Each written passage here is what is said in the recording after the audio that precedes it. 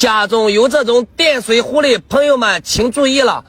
如果你家中的电水壶在用上一段时间之后烧掉了，不能加热了，大家千万不要把它丢掉或者是卖掉了。今天我来教你一招，不让你花1分钱就能轻松的修好。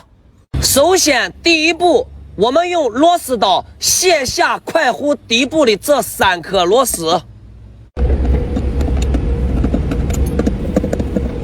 然后我们再拿下这个后盖，快壶的这个加热管还有这个开关基本上是不会坏的。快壶的通病最爱坏的地方就是中间这个220伏的加热连接的小座，我们只需要拔下连接小座上的这2条线，不使用这个加热连接小座了，然后再找一条大功率带插头的电源线，火线接通往开关的这根线，水开了自动跳闸，零线接通往加热管的这根线，加热的更快。接好后用绝缘胶带裹牢固，